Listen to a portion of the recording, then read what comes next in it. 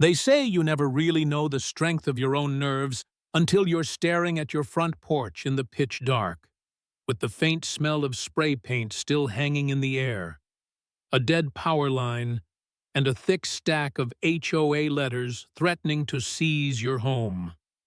That's the night I realized. Either I was going to lose everything, or I was about to start the biggest fight of my life. And honestly, I'd never felt so small, or so furious.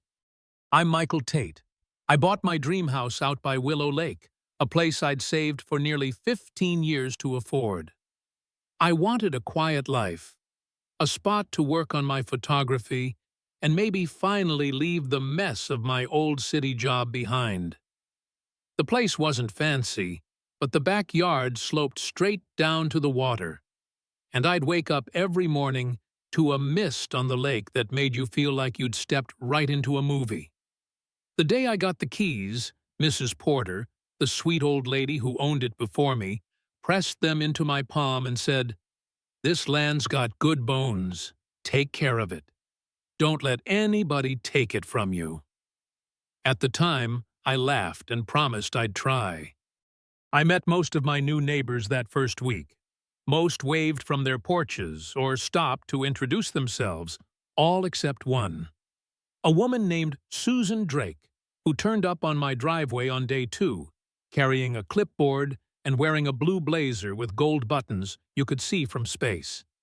She looked me up and down, offered a smile that never made it past her teeth, and said, "Welcome to Willow Lake Estates. I'm the HOA president. Just want to make sure you've read through our rules." I told her, politely, I thought, that my deed didn't include any HOA attachment, that my property line was outside the boundaries, that I'd even run it past a lawyer. She didn't blink. "I'll have someone from our committee drop off the guidelines, just in case. We pride ourselves on keeping standards here." Before I could answer, she was halfway down my driveway, leaving me with this sinking feeling, like a wolf had just sniffed around my henhouse and wasn't planning to leave.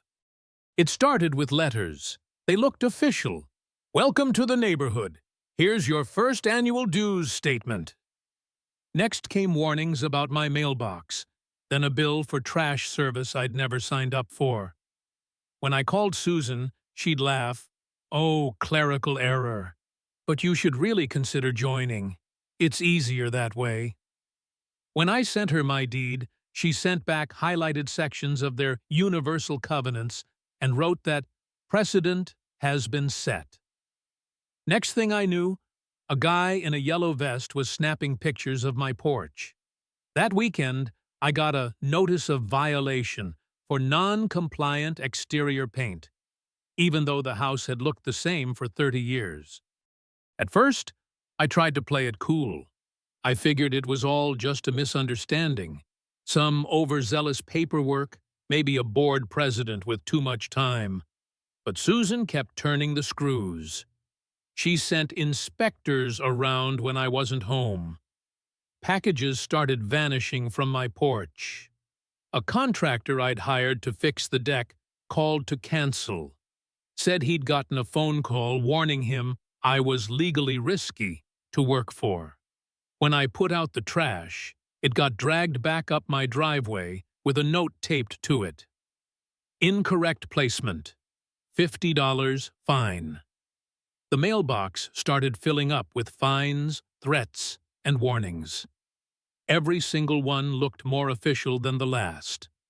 One morning, I woke up and the power was dead. At first, I thought it was a storm, but the houses all around me were lit up like Christmas. I called the utility company. After an hour on hold, a tired voice said, "Sir, HOA requested disconnection due to non-payment of dues." My heart nearly stopped.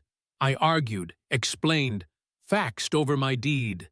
They said they'd look into it, but it'd be days before anything changed. That night was the coldest, loneliest night of my life. I lay in bed listening to the wind rattle the windows, wondering if this was how it started, the process of driving you out by making it impossible to stay.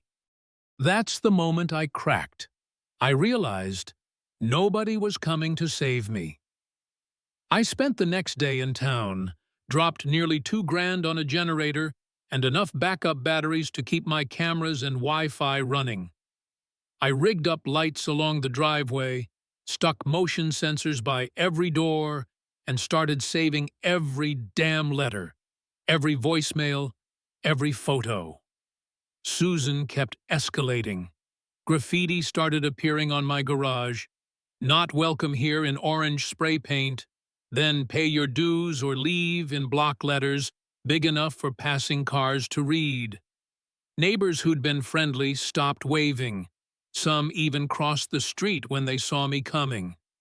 My hands shook every time I went to check the mail. I called my lawyer. She was blunt. "Michael, this is intimidation, and if you want to keep your house, you're going to have to fight back." So I did. I documented everything.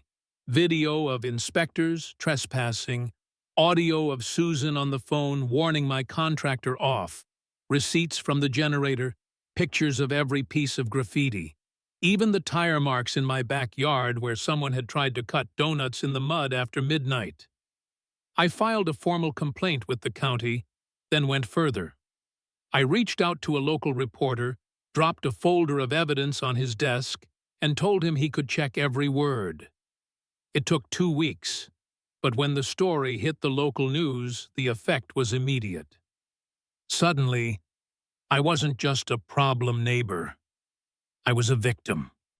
That's when the calls started coming in, quiet at first, then more and more.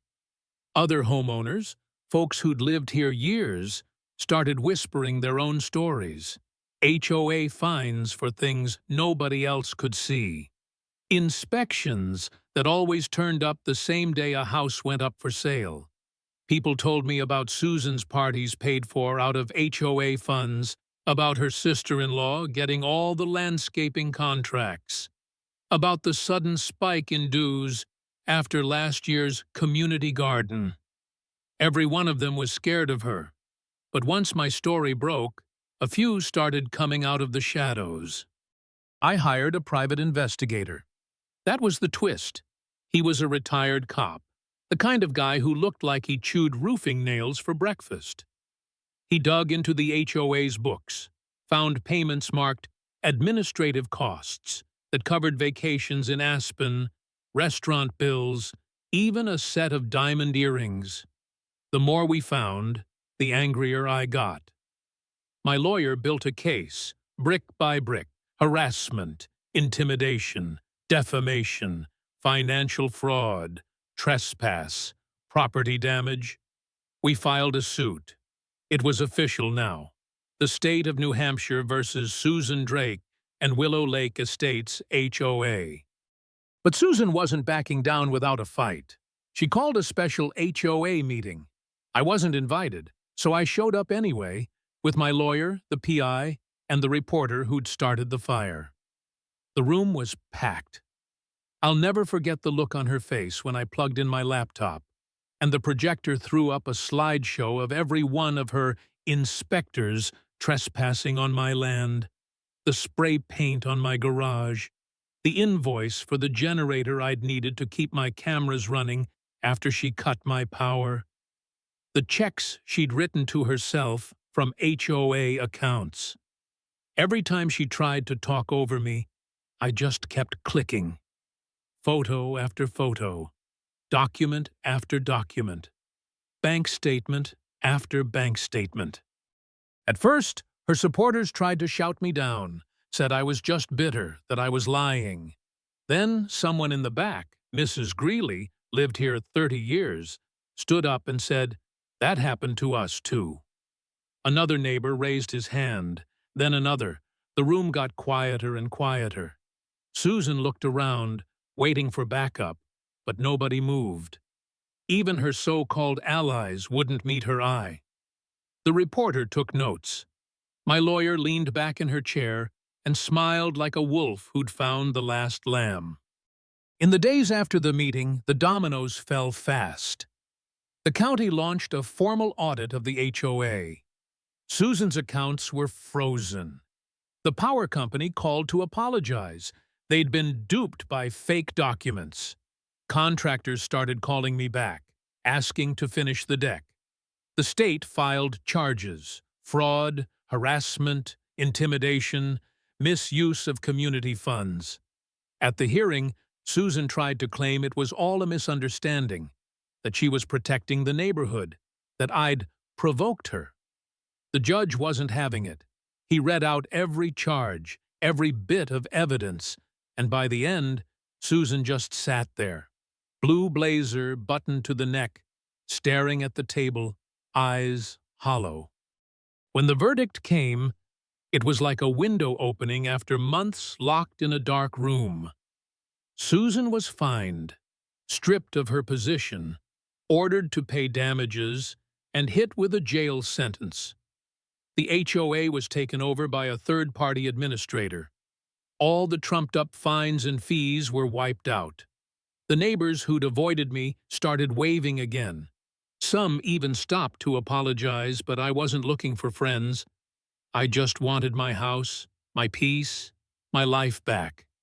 After it was all over, I stood on my porch in the quiet, looking out over Willow Lake, the evening sun stretching long shadows across the yard.